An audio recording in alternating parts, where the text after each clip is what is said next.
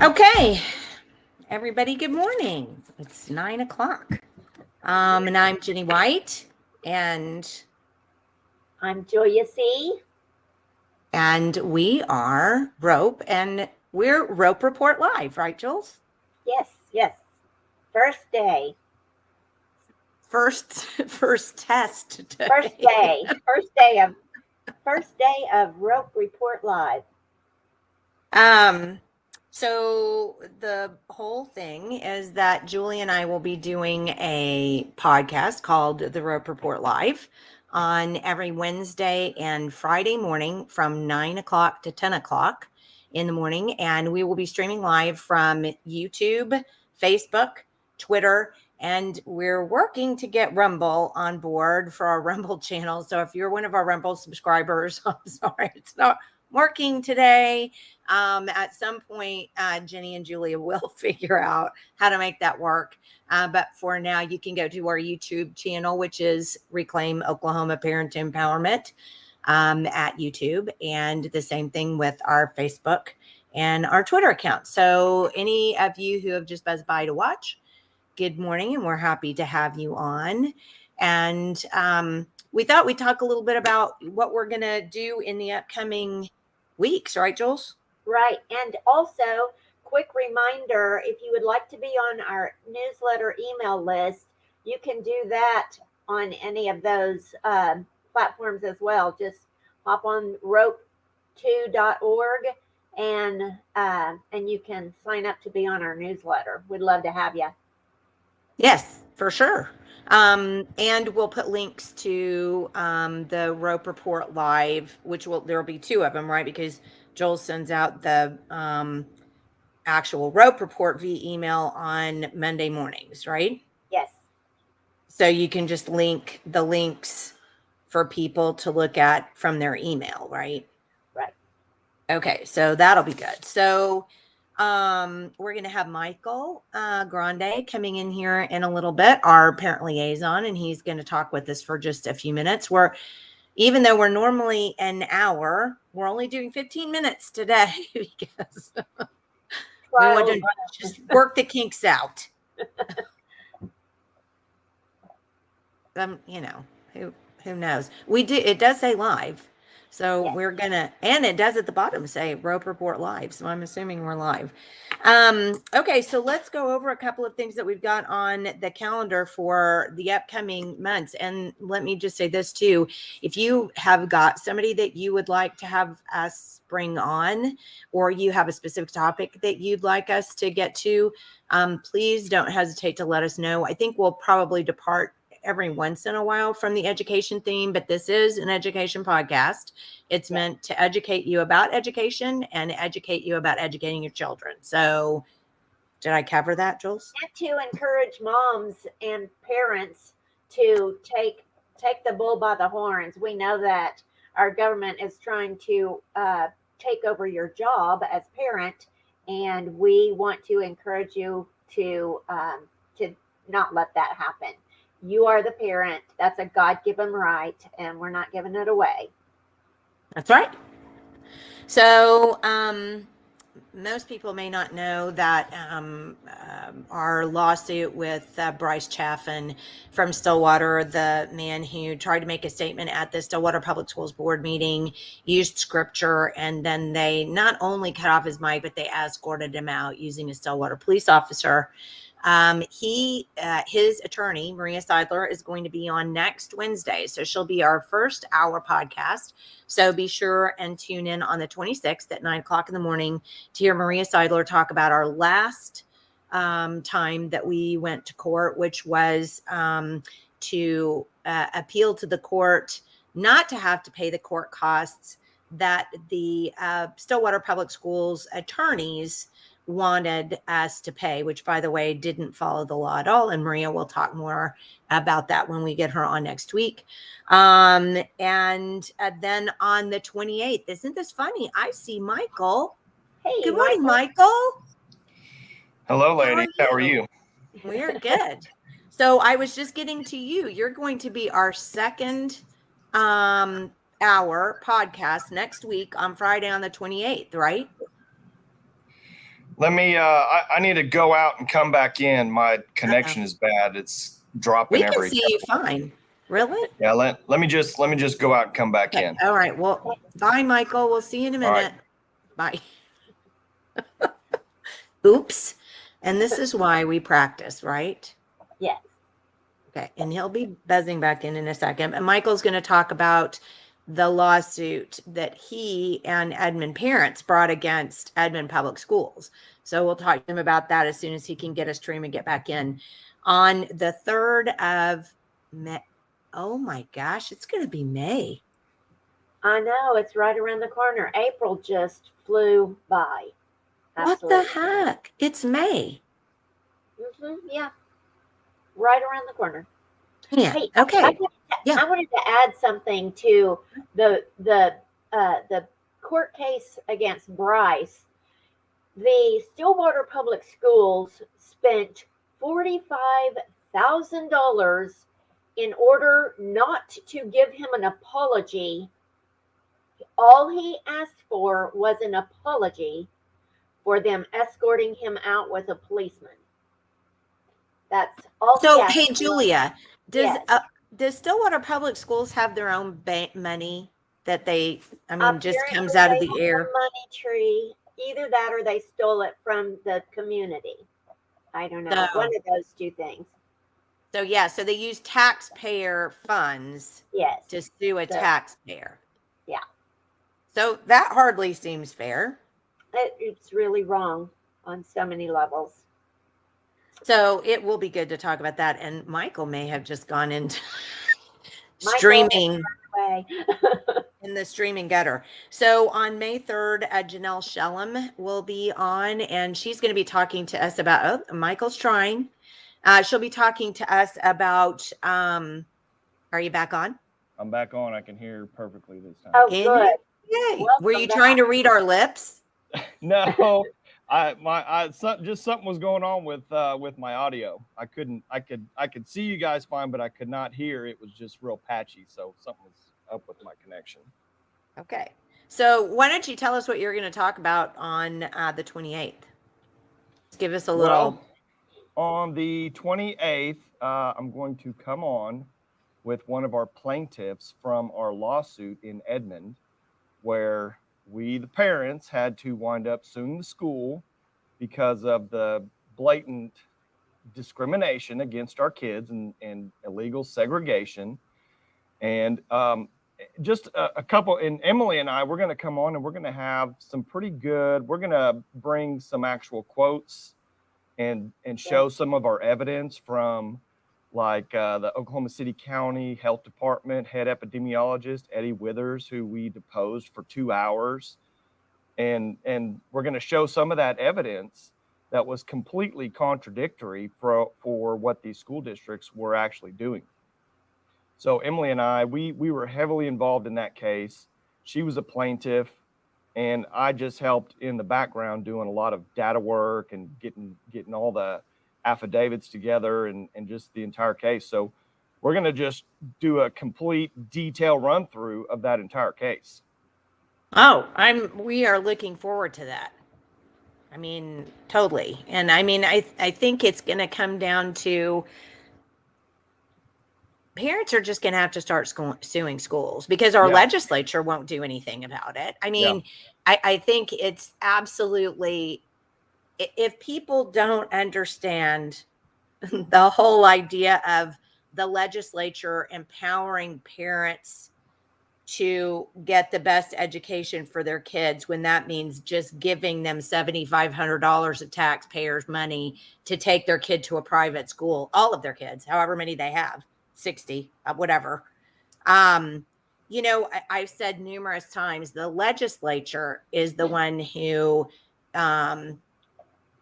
they make laws at the legislature constantly. Every day they're in session, they're making some law about a public school. And you can't make some law to make schools do what they're supposed to do. So what about this? Why do you keep giving them money if you want to complain about how poorly they're doing? So, I mean, it may, hey, Michael, what was the bill that you wanted to see passed this year that's probably not going to get passed? Well, we wanted to definitely see in the House and the Senate, the school board moving the school board dates to the general election cycle, because people, that particular election is specifically in February and April, because it's easy to control who's going to win that race, because the general public does not know that there's elections at that time. And you just have literally 1 or 2% participation when it comes to those kind of races. So you have, right, and all the educators know about it. Yeah, exactly. It's a very one-sided race, because you've got you're endorsed on you know, if you're in the system and you're one of the, you know, you're one of the people that supports exactly how everything's going to go. You're a cheerleader for public education.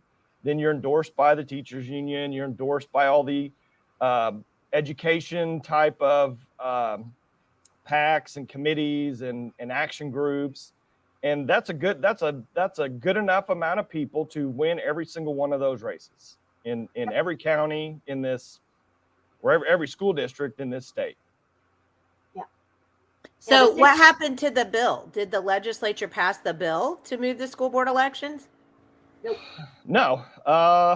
The initial bill, the initial bill in the House from Representative Conley was it made committee, got voted out on the floor. The House side, the Senate side, excuse me, I can't remember the specific bill number. That came back into the House from the Senate side, and I think they killed that bill also, either on the floor or didn't even get to the floor. So I'm curious, do you think that might have empowered parents? Well, of course it would have empowered parents, but that's the issue. As a parent, especially over the last 3 years here, you know, with COVID, we've seen just how easy it is for the schools to block us as parents, lock us out, put in protocols and procedures and policies, and that's something I really want to hit home on our court case, is the judge and the Supreme Court, and this was more the ruling in the Supreme Court more than anything. They said without a shadow of a doubt that these school policies do not override the law, do not override the state law and the constitutional law. Just because one of these schools makes some policy or procedure or whatever it is, that doesn't mean that gets to just override our rights as parents, as to govern our kids or to direct our child's education, you know, as we see fit. But Right. that's where, they don't want parents speaking up. They don't want parents taking action. They don't want parents even being informed or anything. Exactly. So, and I guess that's the whole point that I want to make. I mean, Julie and I and you, I mean, Rope, we tried to run a bill that would have prevented the school board OSS. association from Yeah. training teachers when we all know, because it's on their website, that basically they tell or they tell board members that they have to do what the superintendent says, which means that they're not doing what the teachers say or what the parents say. And we had a bill to stop that, and the Senate voted it down. And then it didn't even get a hearing this year. So I'm going to make the point again. If the legislature wants to empower parents, it's not by giving them $7,500 of their neighbor's money to put their kid in private school. It's to do what they're doing. They're supposed to be doing, sitting at the legislature, making laws to curtail this stuff, taking away their in the secretary of or the state superintendent could take away their accreditation. I mean, the legislature could take money away from them. They could say they didn't have a sports program until they get up reading scores, but yet we want to genuflect and kiss the knee of the sports program. Oh, Union, they have such a great football team, but they can't read. Yeah. So where in the world are our legislators on this? Oh, they don't want to do anything. They just want to throw other people's money at you and then say they fixed the problem. Why is that? Why do we still have to continue to pay our taxes into schools that don't work? But now we have to give our tax money to our neighbors to put their kids in private schools. Because now explain that to me. How does that work? Yeah, well, that's the real issue that I've seen just in the short amount of time that I've been involved with Rope is you've got that education of the board members and their jobs and roles, and those people they literally have no idea what their true power is, what their true job is, that they are supposed to be the ones holding these school districts accountable on not just saying yes to every single measure that the school board that the district brings up in a school board meeting, but to actually ask some very important questions and take a deeper look at the actual proficiency of the kids in their district, look at their performance overall. Though, I mean, there's no performance contracts for any one of these administrators or anything like that. We all know how. Yeah, well, I don't know, but that is all legislative, and literally, I've had people contact me that are school board members in these smaller communities, and they literally just tell me that they've been told to just go along. If there's a no vote, then they're creating dissent, and it doesn't look like the school district is unified and strong and showing that they're all on board for the same measure. I mean, that's literally what school board members have said to me. They're like, I don't know what I can do and what I can't do. And they go get their OSSBA training, and that just instills even further that these school board members are to be obedient and just play a supporting role to the district administrator, basically. Well, and Julia just brought up a great point. What did you just say about training? Lots and lots of training. As a matter of fact, what was the dollar amount that OSSBA makes every year off of tax dollars? Oh gosh, I forgot. 8 million or something millions, like that. It was in our bill. It's ridiculous. It's absolutely ridiculous. And then they come out and they don't know what their job is. Yeah. Well, I mean, it's obvious Oklahoma's been in the bottom of the barrel for education for a long time. And it's because the way education's run here, I mean, they can come in and try to make every type of little, legislative action they want. All these guys, they're going to run on all these promises and say everything. It's just a good old boys club. That's exactly what it is. It is a good old boys club. There's a ton of administrators and higher level people that really have nothing to do with education. They get the lion's share of the money. The teachers are left out in the cold, and the kids are suffering at, monumental levels, and they just try to gloss over everything. But if you look at proficiency scores, which I have done a ton of work on those with every single school district in this entire state, most of these school districts are below 50% proficient at grade level in elementary. You start getting into some of these. Wait, but they have a sports program. Yeah. But they have a sports program. Some of them should keep the sports program and shut down the education program because it's not working. Yeah. I mean, well, I think it may be opposite, but there's no real focus on the actual quality of academics. I mean, that's when I ran for school board, that was one of my main focuses was academics.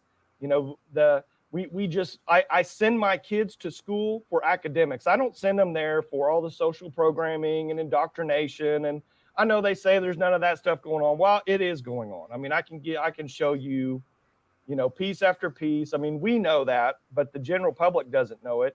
What's funny is they just, when I went door to door knocking on doors, and I would show these parents or just, a grandmother or something, one of the book reports from this is from a book in my daughter's classroom. So I would just show her, say, here's the book report.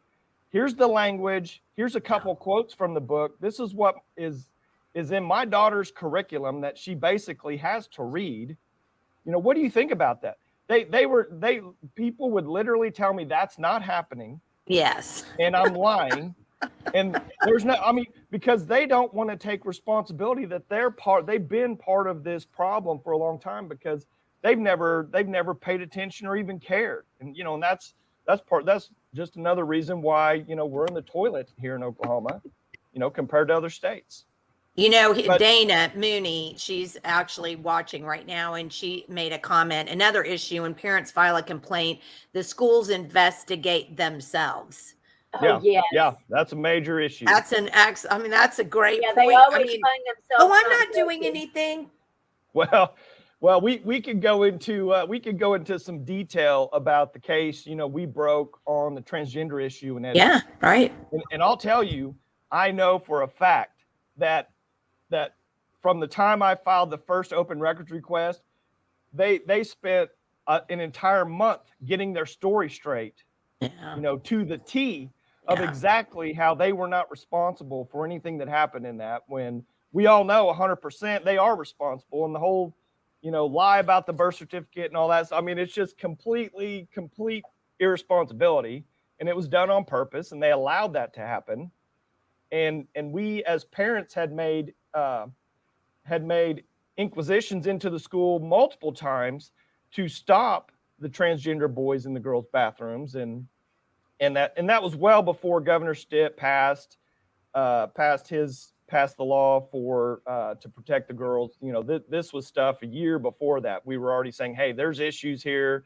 In the school board, they just continued to say in the district that they support all students. And what do you want to bet they're still doing it? Well, I'm sure. My favorite defense from that we get all the time from the schools is, we're not doing that, and you can't stop us. I mean, it's like, Well, over and over and over. That's it's funny. I spoke to a school board member up north, and he was asking me, he's like, well, hey, can I ask for this document and this document? Can I see like the performance of this grade level compared? I said, of course you can. I said, that's what your job is. And he's like, well, they said I can't do that. And I was like, no, I was like, you need to realize you're the boss, and they work for you. You're holding them accountable. What's interesting to me is, and we're at 9:22, so we blew by our 15-minute. I knew we would. I know. We'll just go to 30 and then, but let me just say something really fast. So, I served as mayor in my little town for 4 years, and there was a board that was created that was supposed to help all of the little towns out here kind of get together. And I sat on that board.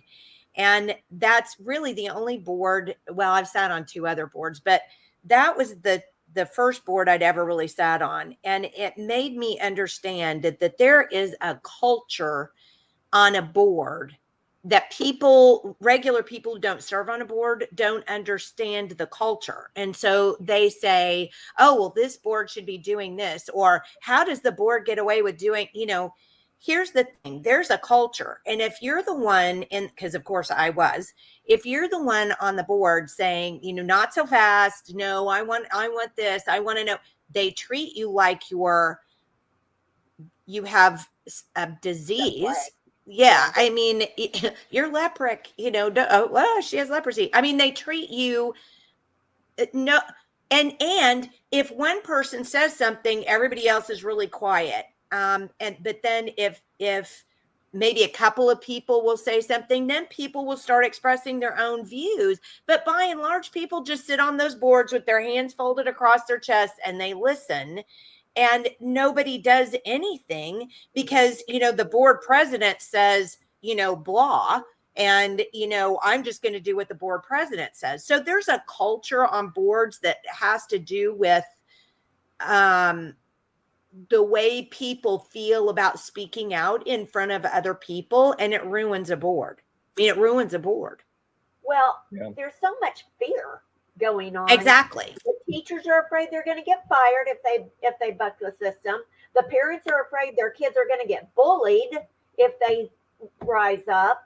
Yep. One of our in my school district, one sweet mama of a little 4-year-old that had a mask injury or an issue with wearing a mask. She was emotional at the school board meeting, and one of our school board members told her to shut up and sit down. I mean, yeah. And then he got reelected. I mean, but no other board member said something like, "We don't talk to parents like that," or nobody else stuck up for her. Yeah, and see, that's kind of where that happens. They kind of circle wagons around themselves. It becomes a self-protectionist thing instead of you have to have a very strong board president who's willing and asks people and makes them give their opinions, and then will allow people to have their own opinions instead of saying, well, we're doing it my way. And most of the time, people who serve on boards, then they just kind of do whatever, the president says, because either they're so strong that they're authoritarian and they're afraid to speak up, or they're just, well, I'm sitting on this board. I don't really, I'm just going to sit here and let the superintendent or the president of the board do whatever. So, I mean, it's just it can be a bad culture, Yeah. And when they don't even bother to call parents back a lot of times when I don't even understand that. Well, to me, all these board positions and all these people, they're very non-confrontational. They've been chosen. I mean, I believe without a shadow of a doubt, if I did open records request back, 3 years ago, that you would see the then superintendent of Edmond, Brett Town, emailing or talking to Marcus Jones, grooming him for a board seat, for an upcoming board seat. I mean, there's probably without a shadow of a doubt, they're just kind of handpicked because they are just going to go along. They're not going to dissent. And if they truly cared about kids and education, then their main goal, their focus every single day would be to do whatever they have to do to increase the performance and the proficiencies of these kids at the most basic levels, reading and math in elementary school. I mean, there's absolutely no reason for these kids to go into those schools and come out, after 3 or 4 years in primary school, still not being able to read or write. Well, and let's not even talk about the fact that they can't think their way out of a paper bag. Yeah. I mean, we've lost the ability, because I remember when we were fighting Common Core, and they said, we're just trying to, critical thinking. That's all we want to make sure that they get is critical thinking, you know. And it wasn't critical thinking at all. Their idea of critical thinking was for them to sit there and have a bunch of stuff down, a bunch of activist garbage downloaded into their brains, and them to just accept that because they knew their brains were, you know, malleable. So there's no critical thinking going on in these schools. And it's super easy to see for the most part, because if you look at kids in high school, even now, I mean, it's shocking to me what they don't know. Yeah, I'll agree. And you know, in our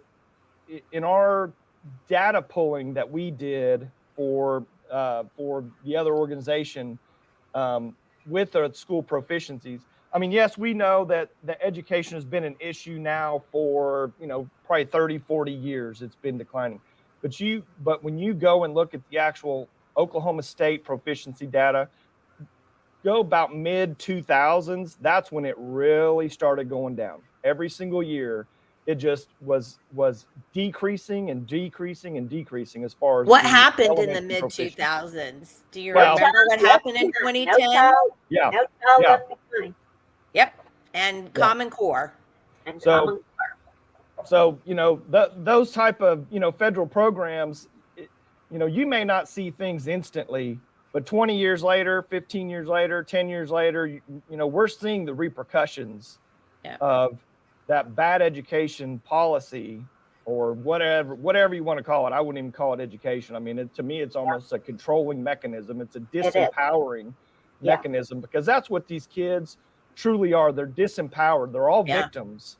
Everything affects them. They're all victims. They have no concentration, no focus. They take no responsibility, you know, and it's really by design. You know, I you know, I have 5 kids myself, and I constantly make my kids, you know, responsible and accountable for what they do.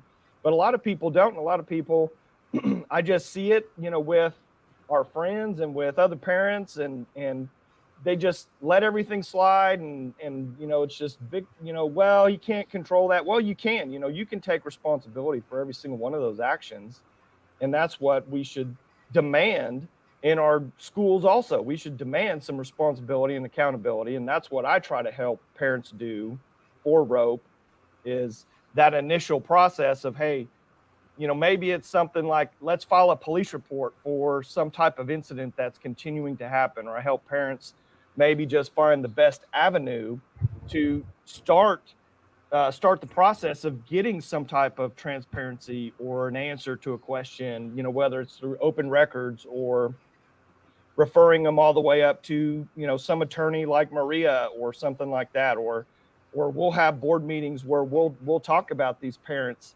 specific cases or issues, you know, and all we're trying to do is the basic, you know, what ROPE's about is just empowerment with parents, and showing them that they truly are, you know, the boss in all these situations. But most parents, I don't know if it's just kind of that Christian conservative ethos of just turn the other cheek, you know, everything will be okay, you know, we'll just live another day, we'll make today better than, you know, tomorrow, and or what it is. But I place some blame there too, because if we don't come together, you know, as an entire, you know, parent community, and start really forcing some issues, Yeah. you know, I don't think anything's going to change.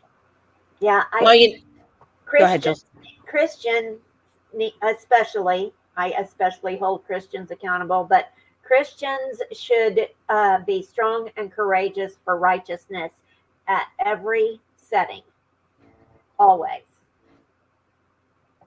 Yeah. Well, and let me just say, so I was a teacher from 1998 until 1997 until 2002, essentially in the Oklahoma public school system. And the last 4 years that I taught, I was at, and this is the other thing that just kills me about school choice. So I was at the brand new charter school, the first charter school in Oklahoma.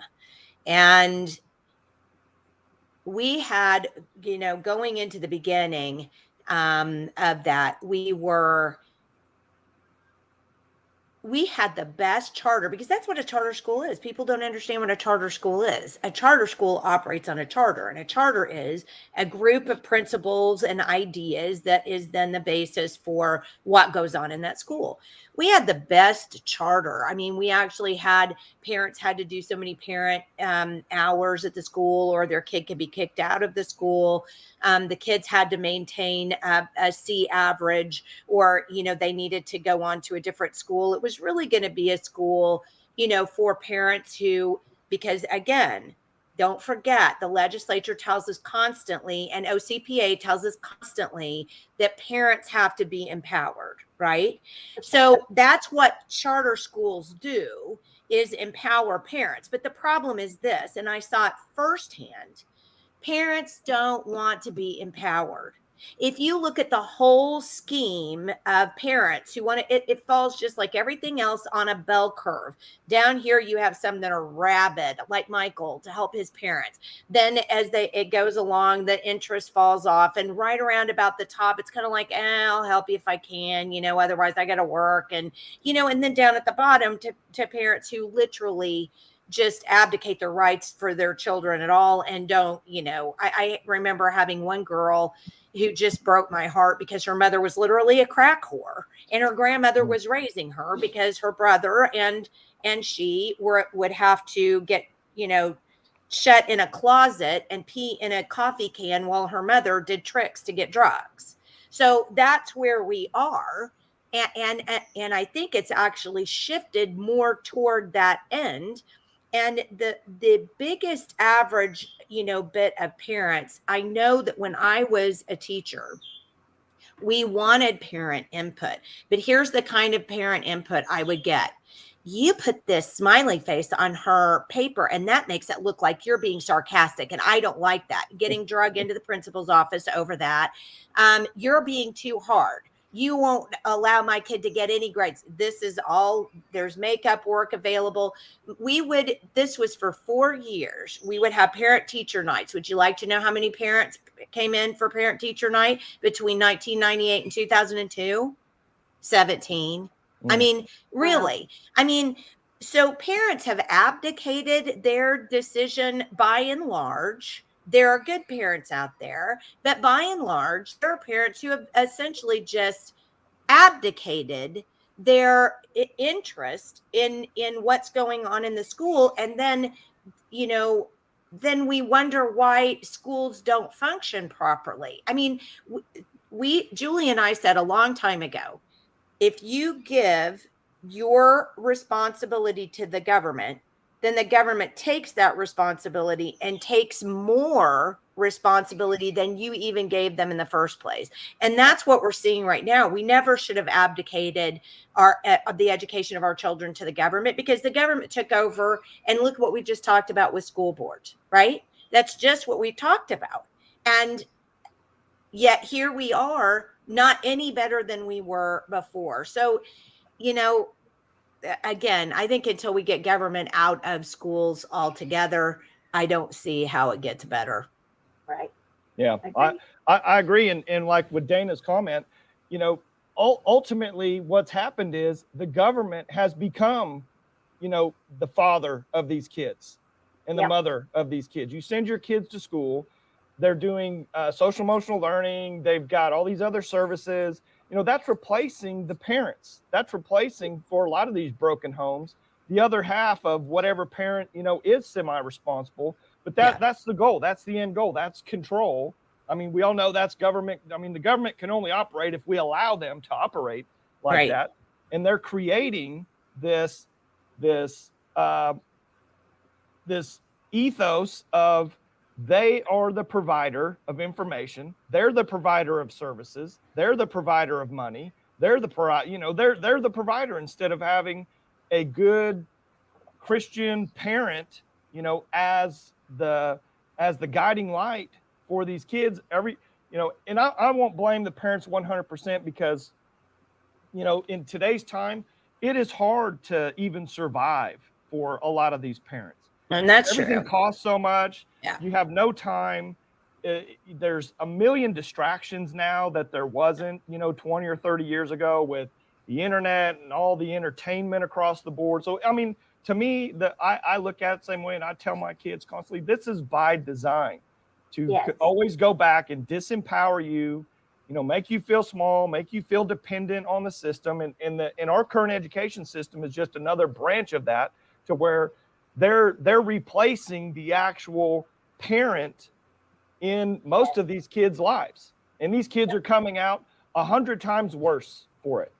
Right. Well, I think that's why we're seeing all the transgender issues that we're seeing. I mean, none of us at our ages ever saw anything like that when we were in school. I mean, it just didn't happen. But these ages are so malleable. And when they don't have a parent present at home, and because both parents are working, or there's, financial or divorce or whatever, absolutely. And these counselors that are getting hired, Dana just pointed this out the other day on her Facebook page about the American School Counselors Association and their commitment basically to DEI and to LGBTQ issues. What that's making abortion available to children.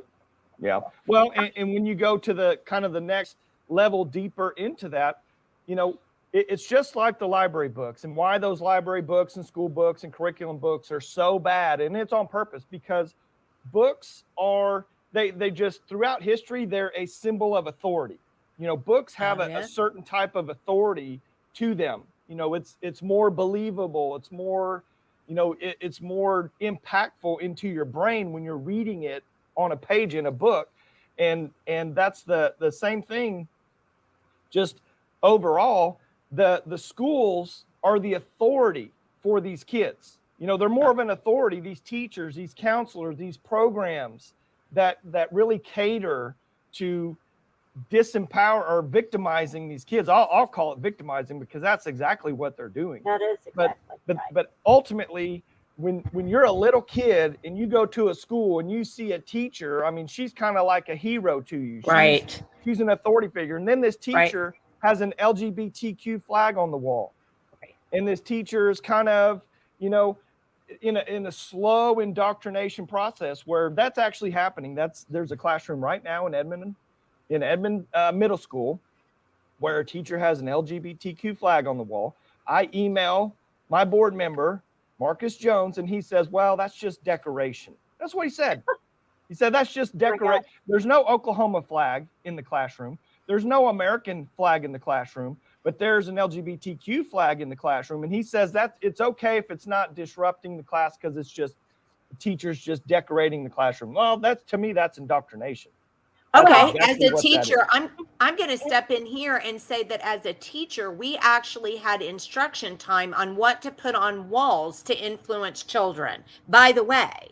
So him saying that indicates that he has no idea what teachers actually do or anything else. And so I would say that that's absolutely, I cry bullcrap on that 110 times to the nth degree, because we literally, when we had to do, teacher certification, and you had to do your teacher training every year, some of it would be about how, the things that you can put on your walls and how you, change the space to help kids learn and that kind of stuff. So absolutely not. That goes up on the wall as a way to influence children, period.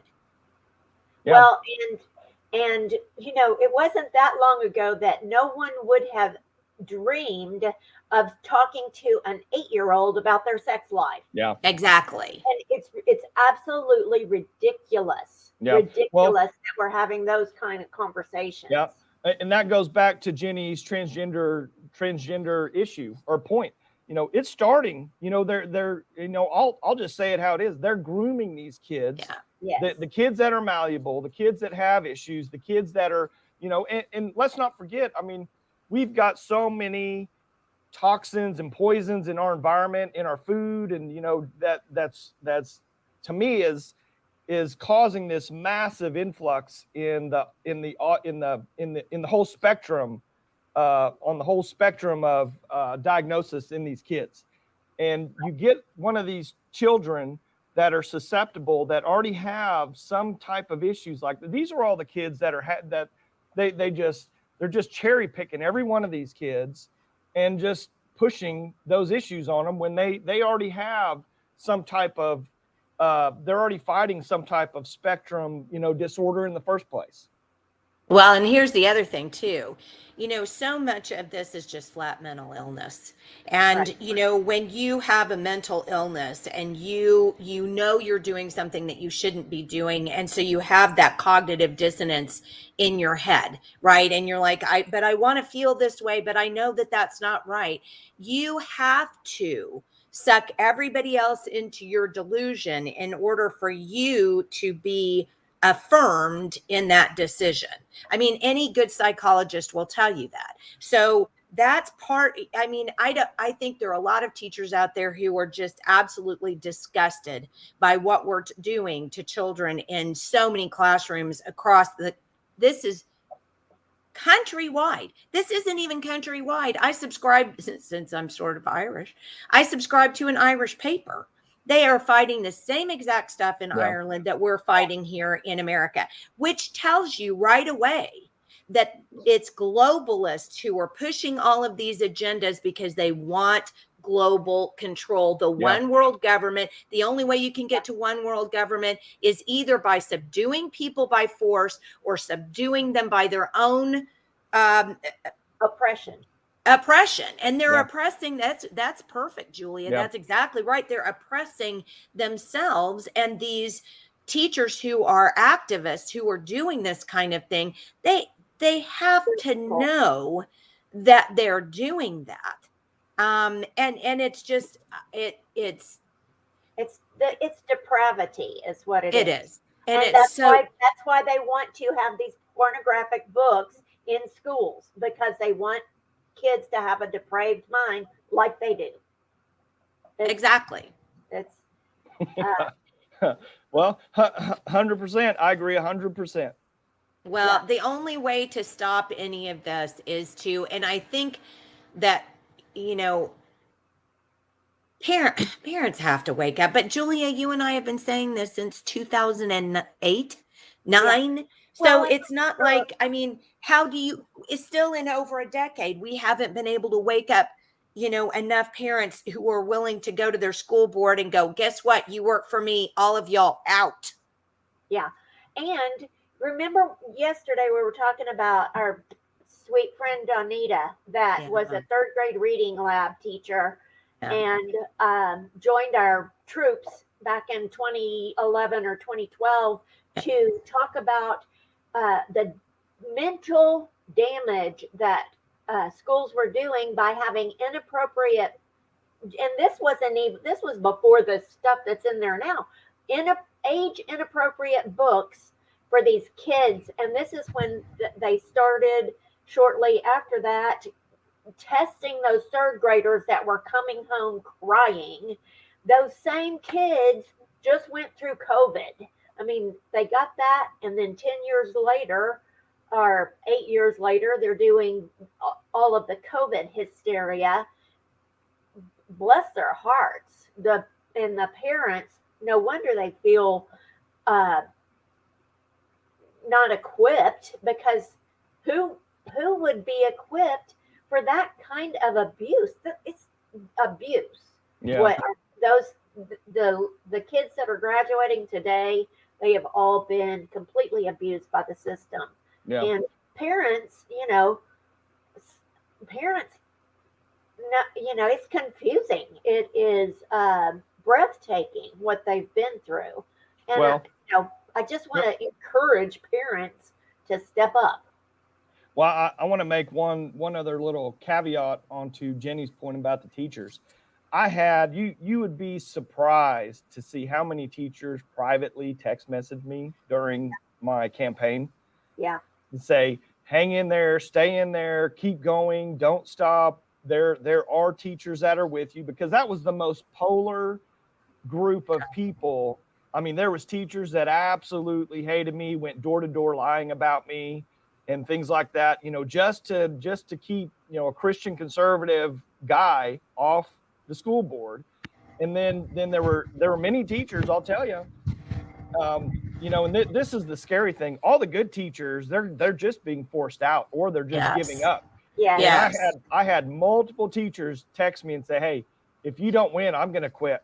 I'm going to quit because I cannot take it anymore." I met with teachers, and we had a couple of things where I asked a parent, say, "Hey, get all the teachers get them to your house. I want to come over there and let's talk and see what all these issues are and what's happening and how I can help them." And they literally would contact me and say, "If you don't win, I'm only staying on this year in case you win. If you don't win, I'm going to quit." Well, and parents need to understand that there are the good teachers that are in Yeah. there. If some parents will show up and back them up, the good things up, the teachers can stand. It gives them, a team Yeah. basically. And But you've got a lot of teachers that are bought into this new right, system that are, they're not Christians. They don't have families. Their religion is public education, is the government, yes, is all of this control. That is their religion. yes, So, and that's their, whether they want to think they're doing it or not, they're breaking up the Christian family unit. I mean, yeah. ultimately, that's what's been happening in this country for a long time, is just breaking that up. I So can't. you can't see the book. It's You're gonna put it in front of invisible. you. There you There go. it is. Okay. There it is. Oops. Stop, Dewey. You have to go to your left. Yeah. Oh, Okay, John, it's called John Dewey and the Decline of American Education. We tried to tell people a long time ago that when John Dewey created the Teachers College and I can't even remember where it was now, which it was college Yale, it I think. was. I Yeah. think it was When Yale. he did that, that was the way that the Marxists took over the system, because those teachers themselves were taught how to teach by a man who believed in Marxist socialist Yeah. ideals, and that's how he staffed the teachers college with teachers who did that. And years ago I read To Kill a Mockingbird, because I'd never read it before, and I was struck by the fact that Scout constantly was on her teacher about what a horrible teacher she was, and she had these crazy red nails, and she came from the city, and all she wanted kids to do was projects. And I'm like, teachers don't want you to read To Kill a Mockingbird, not because it says the N word, but because of the fact that they don't want you to know how bad teachers already were in the late 40s. I mean, Yeah. Well, it's I'll add one little piece of info there. I was just looking this up because I wanted to get the exact name. A guy that I met during my campaign. He was an older gentleman, probably in his late 70s, early 80s. I went to his house. He was talking to me all about Marxism, and I didn't know the actual reach of it to the extent that it really was at that time. And he would constantly send me articles and documentaries and all kinds of stuff. Well, he bought me a set of DVDs called it was called The Agenda, Grinding America Down, and the second part of it was the Agenda 2, Masters of Deceit.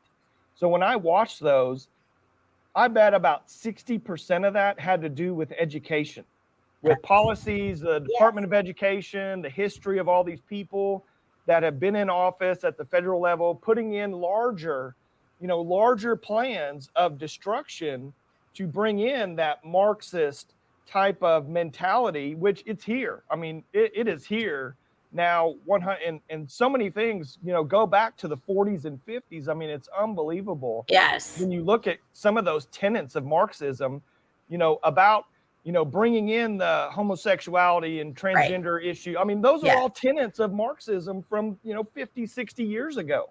Yes. Because again, if you degrade a person's mind, a person is malleable. Right. And that's all this boils down to. If you degrade a person's mind, that person becomes malleable. And again, it's so much easier to take over a population with mind control than it is with tanks, right? Exactly. And so that's exactly what they're doing. And where is there a bigger mind control camp other than a public school? Yeah. Exactly. And why people don't, I don't know if it's that they don't understand it. I don't know if they don't want to understand it, because if they did understand it, that would mean they would have to do something besides stealing money from your neighbor and giving it to the next neighbor to put their kid in private school. They would actually have to do something about it, because you said, hey, Michael, how many people were showing up at those board meetings initially with the masks? A ton. How many are now? Well, there's only about 2 or 3 of us that go to the board meetings now.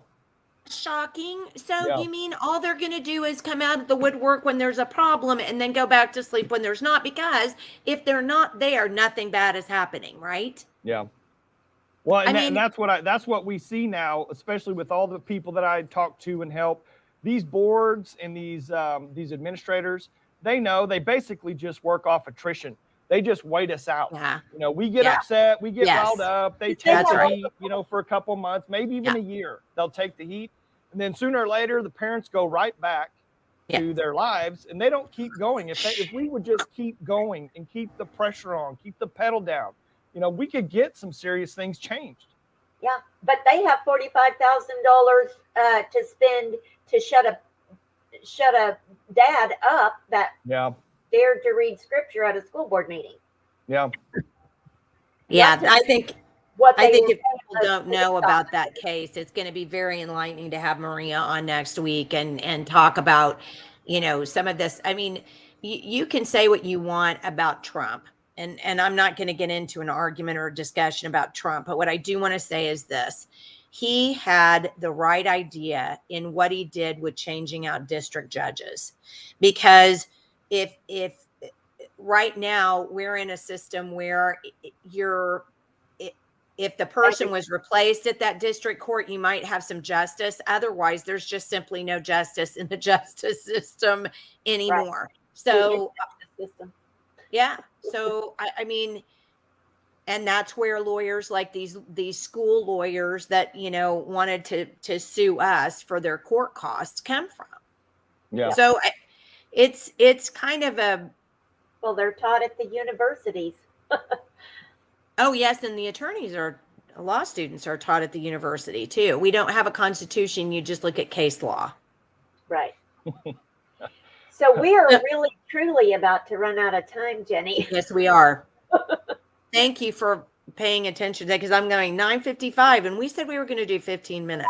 Yeah, so much for that. That's how it always goes.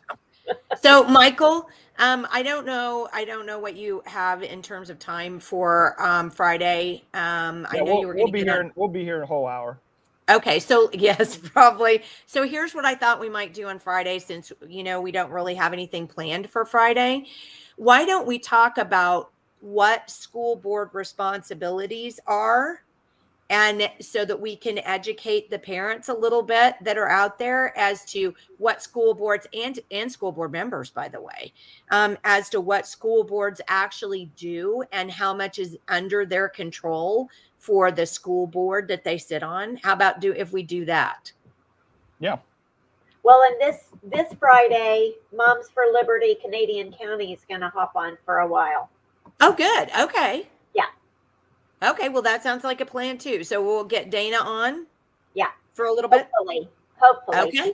He's got a toothache, but. Uh-oh. Okay. All right. So Dana or one of the other sharp moms from that group. Okay, well, no, that'd be great.